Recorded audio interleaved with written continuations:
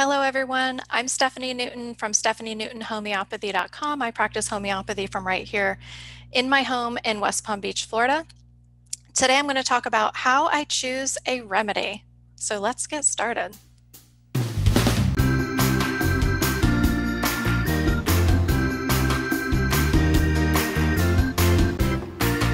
Okay, so the other day I got asked this question, and I get asked this question a decent amount, how I choose the remedy. So if I'm working with a client, they're kind of left in the dark on why I've chosen the remedy that I have for them or this set of remedies.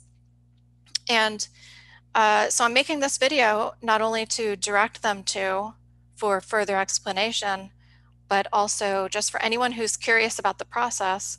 This really can help sort of demystify how homeopaths work behind the scenes. I am going to link a video up here. If you're not familiar with what homeopathy is, you can check that video, because a lot of people think it's herbs and supplements, and it's not. It's a unique set of medicine, a unique system of medicine. And if you are not familiar with homeopathy, you might be a little bit confused about some of this, but some of it will make a little bit of sense too.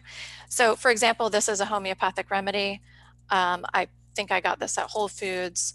And then if you were to get it from a homeopathic pharmacy, it would look like this. They usually come in little white pellets. All right, so how I choose a remedy. So as I'm taking a case, which means I'm having a person talk to me, usually over Zoom, and give me their symptoms and just the whole symptom picture and everything about them and their health history, I'm filtering through in my mind. I'm analyzing the case as I'm hearing it, as I'm typing the notes. So one way that I'll choose a case is based on polycrests. A polycrest is a remedy that's very commonly used. You can usually find it at Whole Foods or local health food stores, and it's widely studied over a century or more. There is a lot of data on the remedy, and they're just very commonly prescribed. So an example of a polycrest would be arsenicum, belladonna, nux vomica, arnica, sulfur. So those are examples of polycrests. There are about 40 of them. So people who see homeopaths and who just sort of look remedies up, or they use them for acute situations in their own home, which you can do on your own, they're familiar with these remedies. They're commonly used for acute situations, and they can commonly be used as a constitutional remedy, which is your main remedy that your homeopath prescribes based on your unique symptom picture. So sometimes as I'm taking the case, I'm just hearing a lot of information that's leading me toward a polychrest remedy. It's just everything is pointing toward that. Another way would be cases, number 2. Every once in a while, I'll have a case, I'll have somebody describing to me their case or their family member's case, and I'll just be thinking about another case I've had. I'm like, oh, this reminds me so much of that other case I had. So sometimes I'll go back in the notes of the other case, see what I prescribed, see what I recommended, and I'll analyze, would this be a good fit for this client? And I don't always just choose it right away. Sometimes I'll look the remedy up and sort of match it to the case and see if it makes sense. So another way is number 3, through the sensation method. And by the way, sometimes I'm doing multiple of these, if not all of them, on a complex case. Sensation method was developed by Sankaran, Dr. Sankaran. You can't see the whole word there, but so basically what this is as I'm taking the case, I'm analyzing the theme, like what is the theme of this case, and what are some common key words that I keep hearing the person speaking. So they might be describing a burning sensation, and they might be talking about that like, you know, my left hip hurts and it burns, there's a burning sensation. Or they might say, I mean, something obvious such as heartburn, it's burning, you know.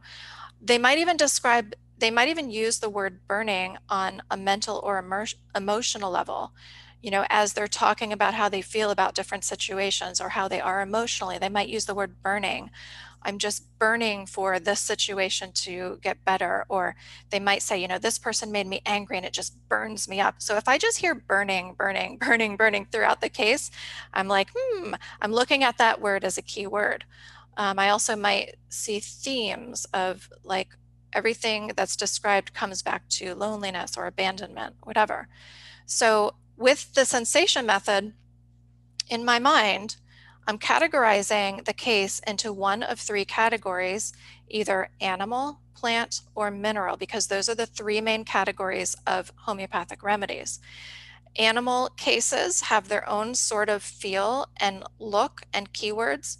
Plant cases have their own feel, look, and keywords, and same with minerals, their own feel, look, and keywords. So once I've figured out, you know, I really think, let's say, I really think this is a mineral case, just everything. I've been listening to this person talk for an hour now.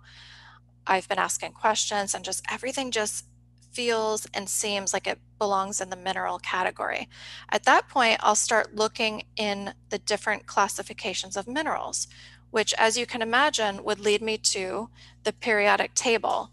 Now, Jan Schulten, is a homeopath who developed the homeopathic periodic table. It looks a lot like a regular periodic table. All of the elements are in the same exact position, but he sort of describes them in series and stages. And I've been trained to understand what stage the person is in and what series the person is in. So I can sort of, I have a lot of clients who are in the ferrum series, which is iron. And I can look at the keywords here. For example, work, duty, worker, task, perfectionism, routine, order, rules, control. So if there's a lot of like order and rules, now that can sort of cover a lot of minerals, but if I'm just hearing a lot of that, like the person just needs to have everything in order and there's rules and they want to be in control, I might look at the ferrum series, and then I can sort of narrow down which stage they're in. That's a little too complex to go into right now. And then I can sort of just cross-reference and then look at some of the remedies around that area to see if those keywords match the case.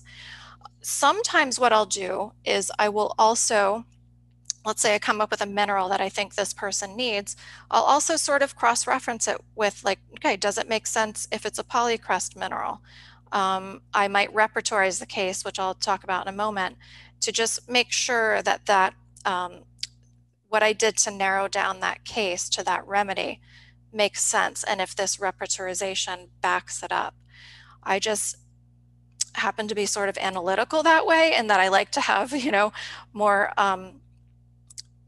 substance behind my remedy recommendation. So, okay, so that's sensation method. And I can do the same thing with plants and animals. So different categories of animals, mammals, reptiles, etc. Different categories of plant families. I can look at the keywords and narrow it down to a plant family and a specific plant within that family. Okay, repertorization. So this is something that obviously most homeopaths are taught in school to do, and many homeopaths use this exclusively to find a remedy. Well, this plus maybe just polycrests and understanding cases, or their cases. All right, so I'm going to just show you an example of, this is my repertory, which means this is where I can put my symptoms in. Let me make this a little bit bigger, and I can see what comes up, and I can combine it with my intuition, I can combine it with sensation, and I can narrow down the remedy this way, and sort of, I guess, what some would call a methodical method. So as an example, I put in a couple of symptoms here. So let's say I had a case that has tics and twitches. I can put that symptom in here. They have melancholy in the evening. Okay, so if I just put melancholy in there, I'm going to get like 550 or 1,000 remedies that come up, and that's not easy to narrow down. So I'll find out from the person, like, well, when do they feel melancholy? Is it all day? Is it a certain time? So let's say it's in the evening, and then let's say that the person also has acne. I might even want to ask some follow-up questions. When is the acne worse? Does it get worse in the spring? Is it more inflamed? I don't know. Every every other month or whatever, you know. So there's, is it more topical or is it more, you know, cystic? Like I can narrow down that and put more specific symptoms in here. But for the sake of this case, I'm going to show, that's just 3 symptoms. Sometimes I'll put in 5 or more. I will show you how the remedies sort of come up, and you can see nux vomica is first. But let's say as I was taking the case, I was also doing sensation method in my mind, and I was thinking, no, this is very mineral. I just know this is a mineral case. So I'm going to narrow it down and just have the minerals show up here. So the first one that comes up is zinc. The next one that comes up is calibrom. The third one that comes up is sulfur, then causticum and graphites. So these actually all happen to be relatively common remedies. I don't think you can get causticum or graphites at a local store, but you can get them easily in America, which means you can get them pretty much anywhere. And from here, I won't always just go with the first one. Like for example, calibrom, there's a real strong acne. This dark blue means that it's a very strong symptom in there. Sulfur, if I'm listening to the case and I'm just hearing a lot of sulfur things, I might go with the third one, okay? I mean, I've even gone with like the 6th one down or whatever. So this is just, again, I usually use this as a backup tool, not my first tool, but not always. In some cases, I may have already done some of these other things and the person tried the remedy and it didn't really offer as much as we like. So then I'm going to repertorize and just go by that, and we'll just go that avenue this time and see how that goes. All right, so let me stop sharing for a moment. All right, so now we're down to number 5, intuition and experience. So experience goes back to cases, but it also sort of goes to just understanding patterns in what you're seeing and sort of knowing where the person is in the progression of the case. So keep in mind, when I'm choosing a remedy, this could be somebody I've seen for the first time, I'm seeing for the first time, or it could be someone I'm seeing for the 10th time. And we're continuing to work through the case and peel back layers and change the protocol, which in some cases it requires a series of protocols, many cases. Some cases, they're happy after the first remedy. So experience, just understanding patterns, where they are in their case, what I should be expecting and seeing. And then intuition. I think any practitioner, even a medical doctor, has got to use their intuition, and some of it ties into experience. I mean, just as an example, I went for my annual exam recently and I told the doctor, I have had a lot of urinary frequency and thirst. And I said, I'm convinced I have high blood sugar because actually a decade ago, my blood sugar was at 5.7, which is the very bottom of pre-diabetic range. I did pull it down to 5.4, but my concern was I haven't had my HbA1c checked in a long time. I was convinced. I told him, check my HbA1c. I think it's my sugar. And it could have been actually, because I still came out at 5.4, which is not in the pre-diabetic range, but it's not in the range I want to be. I want to be lower than that, which is why I'm going keto. But anyway, the doctor said to me before he even checked my labs, he said, it's not your sugar. And I wasn't convinced, but he was using his experience and his intuition. And he said, it's, I can't even remember what he called it, maybe irritable bladder or I don't know. Just my bladder is sending the signal that it's full when it's not, you know. And he said, you should cut down on your caffeine, which I did cut it in half, and I'm noticing a difference. And he said, here's some medicine I want you to take. And I was like, you're giving me this medicine before you even get me get my labs back? I wasn't too happy about that. And I don't take medicine generally unless there's, you know, a real urgent situation. I still haven't taken that medicine because I'm doing the first thing, which is cutting down on my caffeine and just giving that some time to see if that works, which it's already helping. And he was right. My sugar came out on the lower end. I'm not diabetic. I'm not even pre-diabetic. So he used his intuition and experience there. And sometimes, you know, I just can't really explain why I'm being pulled toward a certain remedy. And sometimes if I'm feeling pulled toward a certain remedy and I'm like, I want to investigate this one further, I will wrap it. I will go through the sensation method. I will maybe check a case or just check with my, mental files and see if it lines up with a specific polycrest. We don't always prescribe polycrest, and especially if you do the sensation method, you are taking your protocol selection from many different categories of remedies. You're going far beyond polycrests.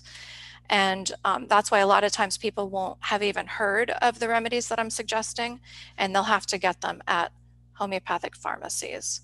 So, okay, so a couple of caveats I want to talk about. By the way, if you're getting anything out of this video, please hit the like button and subscribe if you want.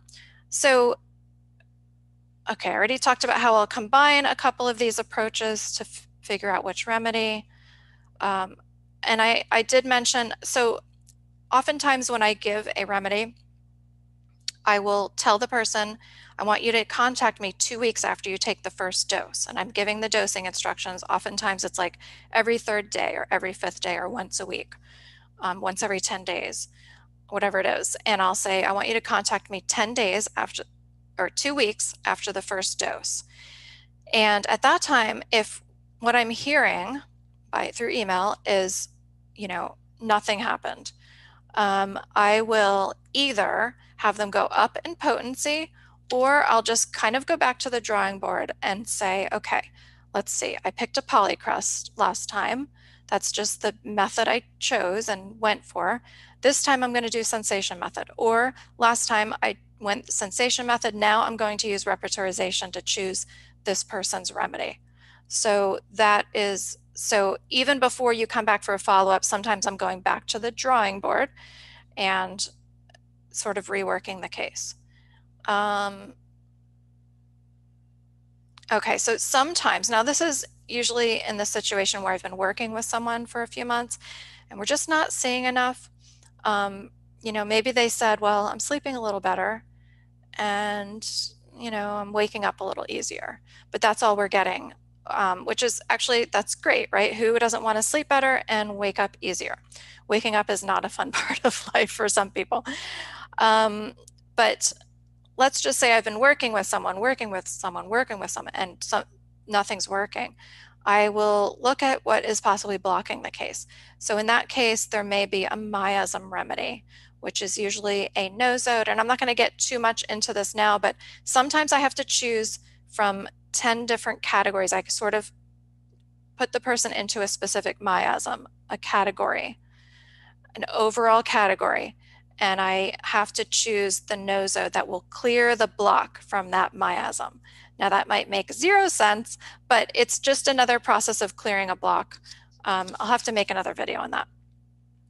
I also may look at tautopathy to clear the block. So that would be like, let's say the person said, 5 years ago, I had a staph infection and I was never the same since. I might want to use the staph nosode, or a remedy that is made to help clear staph, any damage that was left over by a staph infection. I might want to use that remedy to clear any damage. Or we might need to use a drainage remedy, which is like a little bottle of usually liquid, and it's a combo remedy of very low potency remedies that are put together to help support a certain system or organ, such as the digestive system or the nervous system or the liver, help sort of unblock the liver. So we might do that. But that's sort of like going beyond what's going on here. This is normally what I'm looking at when I'm taking a case, which means, having someone talk to me about their case. And what will happen is, if the person does experience benefit from that first remedy, that's great. We keep we communicate over about 6 weeks. I have them check in with me at, like I said, at the 2-week mark. If they say I'm having, these symptoms are, let's say, cut in half, or this symptom went away, or these symptoms went away, I will tweak the protocol a little bit. I might add a remedy to the 1 or 2 that they were already taking. I might take one away and just say, I just want you to continue this one. I might increase the potency. So there's any number of things I'll tweak at the 2-week visit. I almost always change something at the 2-week email, not the 2-week visit. And then they come back at like week 4 or week 6, and we sort of go through this process again. So sometimes they need to continue the remedies they're on at that point. Oftentimes there's some other change I need to make, such as adding a remedy or changing their remedy. And I'll go through this process again. All right, so hopefully that helped. I'm doing a series of sort of frequently asked questions now. If you guys have any questions that you want me to cover, leave it in the comments. Let me know if you have ever been to a homeopath and you've sort of watched them use these approaches, or if you're a homeopath and which approach you like the most. And I will see you next time. Bye-bye.